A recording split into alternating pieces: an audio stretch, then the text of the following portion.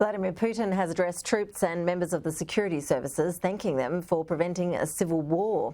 He's attempting to turn the events into a sign of Russian unity after an aborted uprising by Wagner mercenaries.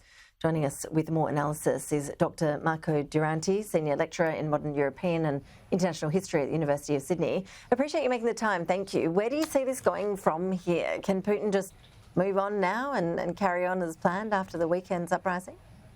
Thanks for having me on your program.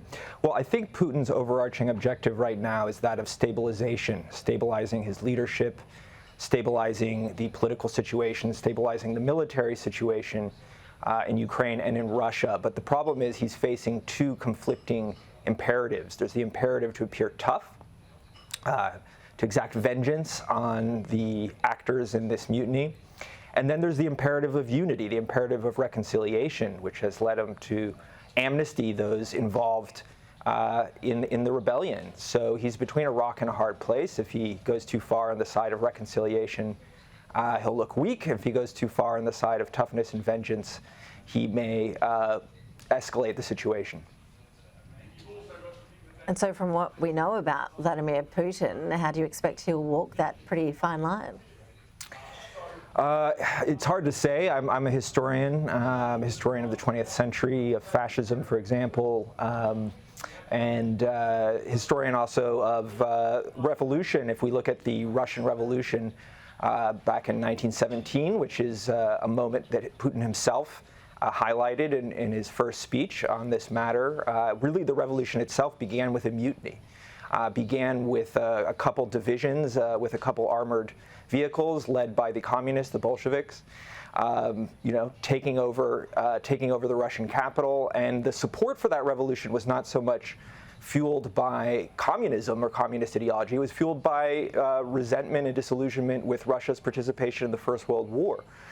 So Putin's very aware of a long history in Russia, in Europe, of attempts by rulers often to start wars in order to bolster their control at home, bolster public support, but then finding themselves in a brutally ironic situation in which those very wars destabilize their leadership. So I think Putin's going to be reflecting heavily on the history of Russia in order to find a way out of this situation.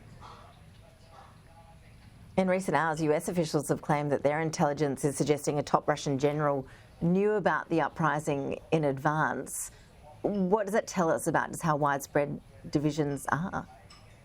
Well, I think this makes a lot of sense. If we look back to the strategic logic behind Prigozhin's actions, there's a couple moves that haven't been discussed enough, I think, by commentators. The first is Prigozhin's decision to denounce the war in Ukraine as built on a lie, which was a very dramatic departure.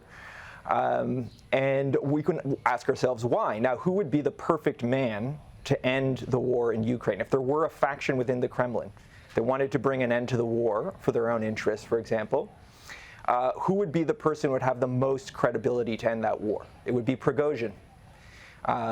So I think it makes sense that Prigozhin might have thought that he would get support from elements within the Kremlin, elements from within the Russian military, who, after all, seem not to oppose, in large part, his actions. And another aspect of Prigozhin's logic was to discredit Shoigu. And what is the best way to discredit a minister of defense is to show that that minister of defense is utterly incompetent and can't even provide defense for his own country. So I think there was a logic at work, and it does appear that he did have some support, or believed he had some support among elements in the military, the political class, the oligarchs, but many of them may have gotten cold feet at the last moment.